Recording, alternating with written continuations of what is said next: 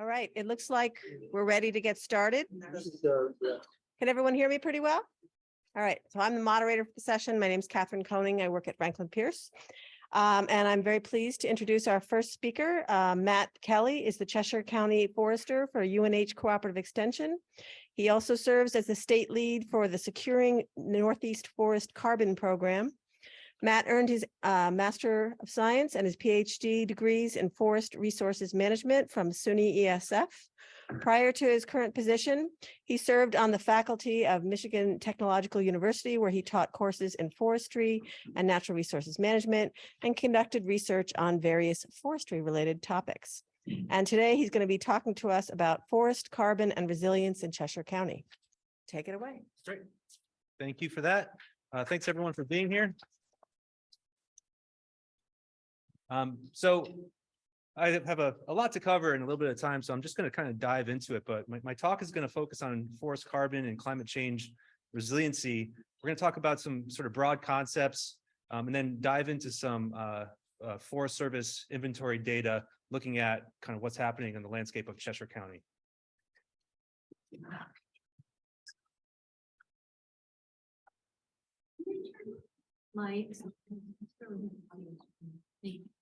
There we go. So I like to start here because I think when we talk about climate change, we have to acknowledge that there's sort of two conversations happening.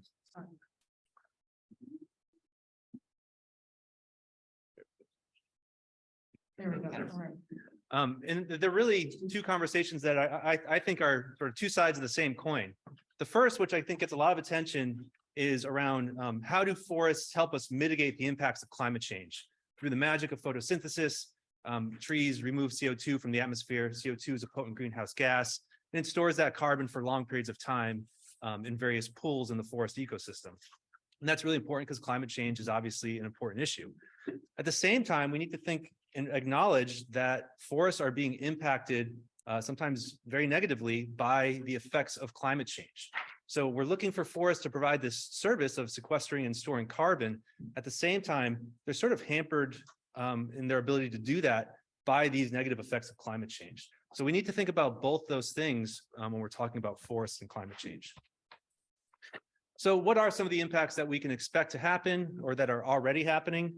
So we're going to see more extreme weather events, more intense rain, followed by flooding. So that's going to have a more of a erosive capacity and cause damage across the landscape, both in the forest and into our infrastructure. More intense windstorms, ice storms, hurricanes. Not that there's really going to be an increase in frequency of hurricanes in this region, but we do get hurricanes, and the projections are that they're going to come stronger and dump a lot more water. So overall, the climate should be getting slightly wetter. But what's interesting, it's going to be also there's going to be more periods of drought, right? So we're going to have these intense precipitation events that cause the overall climate to get wetter, but periods of drought in between. And so this is a timeline of 2015 to 2022, looking at drought conditions in New Hampshire. And if you zoom in just in the last 3 years, we've been experiencing pretty dry weather, or dry climate, I should say. So that map indicates sort of the early fall of 2020. And then going to the right, we can see that we've had at least abnormally dry, if not severe, drought conditions pretty consistently through the past year, including this past summer. And that's, of course, causing stress on trees. Some trees are adapted to be able to tolerate drought conditions, some not so much. Our winters are going to change, and they are changing. We have milder temperatures. It's going to change the sort of freeze-thaw patterns and timing of soils. Less snowpack, more rain on snow events. This is particularly important for foresters and loggers when we think about doing any kind of timber harvesting or management on sensitive or wet soils. We like to take advantage of winter and those frozen soil conditions to prevent rutting and compaction from the equipment that puts on those sites. So if we don't have that deep freeze for long periods of time, we have more periods of warm up, we lose that opportunity. Related to these warmer winters is more expansion of some of our more well-known pests and some less known. So the hemlock woolly adelgid is basically controlled by really harsh cold winter temperatures. If we don't have that as much going forward, that species will continue to expand northward. Same with the southern pine beetle. This was found for the first time in New Hampshire just last year. So that's a southern species that through the process of climate change and warming winters are more capable of surviving and moving forward. But in general, we have stressed out trees, whether it's from drought or from storm damage. And those stressed out trees, even though they might be surviving, can attract what we call secondary invaders, boring insects, bark beetle insects, those kind of things. So a good example of that is the hemlock borer. Those target specifically stressed out hemlock trees, and it's usually the borer that comes in and finishes off that tree. After Sam's amazing talk, I'm not trying to demonize these things, of course. Some of these are native processes, but some of these, like the hemlock woolly adelgid, which is a problem that doesn't really have any natural native controls, we need to think of as pests. And then over time, rather long periods of time, we will likely see a shift in the species composition of our forests. As conditions become more suitable for southern species, those may migrate up into this region, and less suitable for our northern species, some of those boreal type conifers. So there are winners and losers in terms of tree species based on their natural range and their adaptive capacity and ability to withstand these new conditions. So the Forest Service has put together some graphics and information looking at different tree species under different emission scenarios. So here we have sort of our losers in our region, indicated by that negative sign in the column you see here. And so these are expected to not do well under even low emissions conditions scenarios. So balsam fir, tamarack, and you can see to the right their natural ranges. And so we're just at the southern edge of that. So as the climate warms, those are going to have a much more difficult time competing for establishment and survival. It's not that these species are going to suddenly just disappear entirely, but they're going to have a tougher time surviving on the landscape where we are. On the other hand, we have some climate change winners. These are species that will be either there'll be no impact as indicated by that yellow circle, or there might be an improvement in the suitability of habitat for them to exist. So things like black birch, which we have a lot of in Cheshire County, does well in small openings under hemlock, or white oak. And here are their range maps. So you can see, in southern New Hampshire, we're just at the northern edge of their range. And so it would make sense logically that these would migrate north. And then there are going to be some species and forest types that really have no impact, maybe because we're right in the middle of its natural range. And things like eastern white pine are predicted to be okay. But, when we look at sort of our northern hardwood species like American beech, sugar maple, and yellow birch, under low emissions, they should be okay. But according to these projections, under these high emissions scenarios, we might see a decline in those species in the region that we're in. So all these impacts are happening, all these shifts. So what we need to think about is how resilient is our forest currently to these potential changes. And just a quick definition of forest resiliency, we're really talking about the capacity of a forest to respond to a disturbance, to resist damage caused by that disturbance. And if they do experience some damage, to be able to quickly recover from it, right? How quickly can these forests bounce back? Which leads to the question, how resilient or vulnerable are Cheshire County forests to climate change? So I've kind of dove into some FIA data, which is the inventory that the Forest Service provides and conducts. And so I'm going to just look at 3 indicators. There are more when we talk about resilience, but 3 are, the first is species diversity. The idea that the more diverse species we have out there, the more biodiversity it supports. And then if we have any sort of invasive pathogen or pest like emerald ash borer, we might lose some trees, but we can still retain a functioning forest. And then how vulnerable are the species that we currently have? And then finally, we'll look at sort of structural complexity through the lens of age class diversity. So first, when we look at sort of the most common tree species found in the FIA database, this is looking at the percentage of each species as a percent of total basal area in the county. It might not be a surprise to most of you that the most dominant species are red maple, eastern hemlock, northern red oak, and eastern white pine. Those four make up nearly 75%, maybe 70% of our basal area. Basal area is a measurement of sort of density, so the square footage that's occupied by trees. In lesser numbers, we have American beech, black birch, red spruce, and sugar maple, and those are sort of our next group of dominant species. But what you're not seeing is all those colors in this area here. We have red spruce, we have white ash, which we'll hear about in just a little bit, gray birch. So we have a lot of species. There's even species that I know are out in the landscape that didn't even get picked up by their inventory just because of sampling. Things like serviceberry or black gum. We know they're out there, but they just didn't make it into the inventory. We can also group them by general forest types, and there's a lot of ways we can categorize forest types, but this is one of the ways that the Forest Service does it. So this is the amount of acreage in Cheshire County that's in these different forest types. So you can see the largest one here is that sugar maple, beech, yellow birch, that northern hardwoods forest type. When you look a little bit closer, we have northern red oak as a pure forest type, but we also have northern red oak mixed with white pine. So red oak is also still a major component.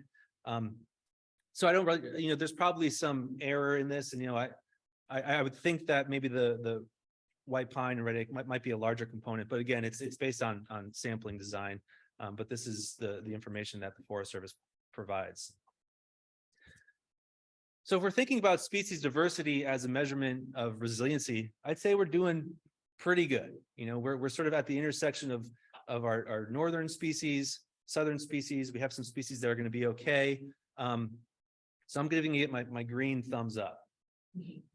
And that's up for discussion and debate. You certainly disagree with me. So let's talk about species vulnerability. So I mentioned already sort of the issues with beech, sugar maple, and birch under those high emissions scenarios. So those are a little bit more vulnerable. Certainly our red spruce, balsam fir, those northern conifers are vulnerable to climate change. But beyond just the temperature and the climate changing, we have a lot of problems with insects and pathogens. So hemlock woolly adelgid, hemlock elongate scale, emerald ash borer, spongy moth. The new one on the block is beech leaf disease. So that's different than beech bark disease. That's been found. It's been in Connecticut, in Massachusetts. It was found in New Hampshire last year. I haven't heard that it's in Cheshire County, but it certainly could be soon. And then we had native species like the hemlock looper that under certain conditions, their populations spike. And we've seen a lot of hemlock looper damage in the Monadnock region in the past 2 years. So we know these species are here, and they're causing, again, additional stress. The U.S. Department of Ag and Forest Service came together and put out this great sort of risk assessment map. Won't go too much into the details about what it means, but basically the darker colors mean the greater percentage of forested areas are considered to be at risk. So across New England, it's a pretty risky situation when it comes to disease and insect. Where we are in this area here, we're still sort of in that light pink mid-range. So so we're at risk just where we are regionally, maybe not as bad as certainly Eastern Connecticut or Western Rhode Island. So in terms of our vulnerability, I'd say it's not great. It's maybe not terrible, but in terms of resilience and vulnerability, we have some things that could be at risk of being in decline or extirpated. Okay, so the final one I want to look at is age class diversity and structural complexity. The idea here is that if we have forests of multiple ages, when we have a major windstorm or a wind disturbance, a lot of those bigger trees, those mature trees, are susceptible to blow down. If we have these younger forests, 10, 20, 30, 40 years old, that can potentially survive that event, then that can hasten recovery, right? So if we have everything that's just the same age and it all gets blown over, we're starting from scratch. If we have some patches of younger forest, then hopefully we can return to a functioning forest more quickly. So how do we do that? We look for opportunities to create or maintain some young shrubby forest habitat, which is good for resilience, but also good for wildlife habitat. And we can do that using small clear cuts or large patch cuts, like the one you see here. And eventually that shrubby habitat grows into your sort of 20, 30-year-old pole stands. At that point, those are growing really quickly into the canopy and competing vigorously. So here's an image taken from the Goose Pond Forest of a young black birch pole-sized stand. And black birch responds great to small openings, so we can get that kind of structure using small patch cuts or group selection silviculture. Ideally, what we're trying to accomplish is to have vertical structure, where we have these different layers, your canopy layer, your mid-story layer, and your shrub layer, building resilience right on that same footprint. Or we can think of it horizontally. How do we have different age classes spread across the landscape, and what's the right balance that we want to achieve? So here's where we are according to the FIA data. So I've compared it with the state level age class distribution. So these are in age classes of 20 years, and this is the percent of the forest land that's in each age class. So really, for me, the take home here is that we have about 70% of our forest between the ages of 60 and 100 years old, right? So it's pretty concentrated in that age class. We don't have a lot of older or old growth forests, which we would like to see more of, certainly. And we don't have a lot of young forest. I would argue that there's not no young forest in Cheshire County, as this would have you believe. Again, this is just residue of sampling. They just happen not to have a sample point where young forest exists. But by and large, we don't have a lot of it. So when we think about age structure and complexity, I think we could do better. I think given these data, the story is pretty clear that we have a pretty middle-aged forest. It would be great to maintain that component, let some grow into these older growth conditions, but also make sure we have younger forests to fill in should there be some major disturbance. And with those younger forests, you get some species diversity. If we open up these big canopy openings, you're going to maintain paper birch, aspen on the landscape. Okay, I'm going to shift gears and talk about forest carbon. Again, this is that other side of the coin where we're thinking about how can we think about forests as providing this mitigation service to help fight climate change? And so we all know that forests, through photosynthesis, remove CO2 from the atmosphere. They store it, they produce glucose, put off oxygen, and that glucose gets used for various functions in the tree, gets moved into the soil. And so, we can think of the above ground part of the tree that we can see. About half of that is carbon, right? So we don't have a technology any better than forests to remove CO2, again, a potent greenhouse gas, from the atmosphere. That's why forest carbon is so important. I won't go into too much detail, but just to know that there are these forest carbon pools. So there's the above ground live biomass, the trees that we see, below ground, the root system, the leaf litter, the soil, and the deadwood. And the soil of all pools, the most carbon is in the soil. Over 50% of all carbon in a forested ecosystem is in the soil, which is pretty remarkable. But we also have to think about carbons being stored even when it gets harvested for wood products. And so harvested wood products, both in use, for timber, for housing materials, that can continue to store carbon for decades, if not more. Even when that material is disposed of after its useful life, it continues to store carbon in landfills. So here's where we are in terms of our carbon per acre, pretty close to all the other counties, nothing too remarkable here. So our forests store about 2.6 metric tons per acre, according to this data. What I really want to get across today is the difference between carbon storage and carbon sequestration. When we talk about carbon storage, we're really talking about the amount of carbon at a given time. So the last graph I showed you was carbon storage per acre.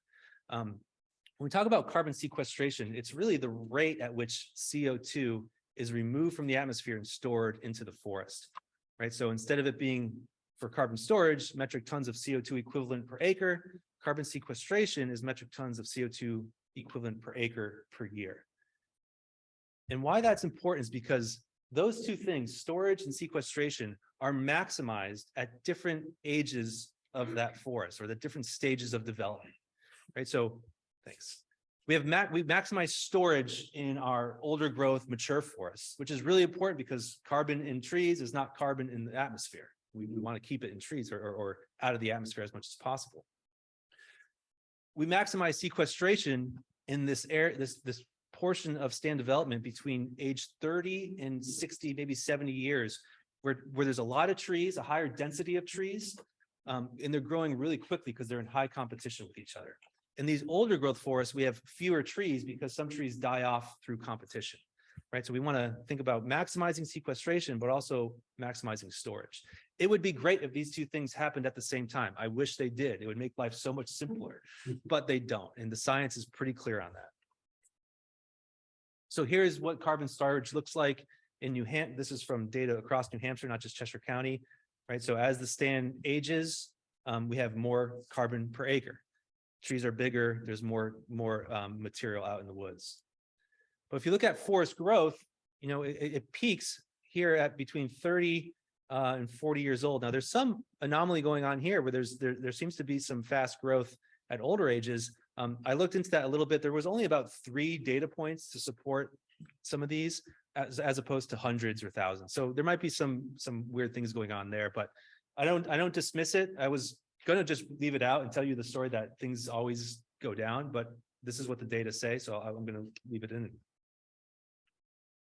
All right, I'm just going to wrap up real quickly. So given all this, what can we do? What are our strategies for climate smart management? First and foremost, we want to keep forests as forests. The second a forest gets converted to non-forest use, we lose its capacity to store carbon and to help us mitigate climate change. So there's a role for land trusts, conservation easements, and conservancies. Increase resiliency by maintaining and enhancing tree species diversity. Gabe's going to talk about how we can try and cling on to hope for white ash. And so when we see those opportunities, we need to take advantage of them. Increase structural complexity and age class diversity, and always manage for trees of good health and vigor. Try and balance sequestration and storage. If we just focus on one or the other, I think we're gonna be in trouble. So preserve some areas to foster old growth, to maximize storage, maintain a component of young forest to maximize sequestration. We can extend rotation ages by letting trees grow older, having a mix of age classes across the landscape, and always trying to manage for durable wood products if we're managing for timber that continue to store carbon long into the future. And then I'll just leave with this, that forest carbon is incredibly important because climate change and how we respond to it is important. But it is just one of many goods and services that we value from forests. And so if we put our tunnel vision on and only think about carbon, I think we run the risk of losing sight of all these other things that we need to think about. So we need to be informed by carbon, but maybe not be obsessed with it, is I guess my take on it. And with that, thanks for your time. I'll also mention there's 2 really great resources that UMass put out: Increasing Forest Resiliency and Forest Carbon. I don't have copies of these, but these are available online. I do have copies of these. This is from the Securing Northeast Forest Carbon Program, little pamphlets with some of the information that was presented here today. So you're welcome to these if you'd like. Thanks. 2 minutes for questions. Yes. Old growth forests. I'm Yeah. wondering if you can speak more to that, because I know as scientists, we know it's important, but Yeah. that's lagged behind in the industry because Yeah. old timers will say old forests are just standing money. Yeah. So is that changing at all with how, Yeah. harvesting with trying? Yeah. So if you look at the Pisgah Forest Plan, there are areas that are set aside to grow. It's just going to take time and follow through on that commitment of what's in the plan, of course. There's a large swath of the Andorra forest that has been set aside for wilderness. It's not old growth now. In 100 years, it will be. So some of it, it's just a matter of time. We have some areas that are preserved, maybe not enough of them. There's also a lot of good research on how can we create old growth characteristics through very careful management. And those characteristics include, of course, really big trees, but also leaving a lot of down big debris on the ground and having more complexity. So there's really good research out of UVM around that. Tony D'Amato, Bill Keaton, who look at that. So not that we can replace old growth, but we could somewhat, manage for those characteristics. Maybe one more question. Yeah. Yeah, I talked about forest soils being a place to sequester and store carbon. Yeah. You usually think about the standing trees is where you're getting that, most of those. When you cut trees like timber harvesting, what effect does that have on the soil carbon storage sequestration? Yeah, that's a great question. My quick answer is that I'm not sure exactly. My thoughts on that are, it depends on, how much material you're removing. So there's been work on poultry chipping operations, and the literature on that is a pretty mixed bag. On some sites, if you remove that litter, the entire tree, it shows that there's a depletion of nutrients. So, but it depends on the timeline. I think if you do that multiple rotations over hundreds and hundreds of years, logically you're going to deplete nutrition, but it depends on the soil itself, what's in there. A lot of the nutrient influx into soils is from leaf litter. So I think that's that. And so if you're thinking about logging, not whole tree chipping, cut to length and more conventional logging, a lot of the material stays on site as is. It will have to decompose. So, Thank you.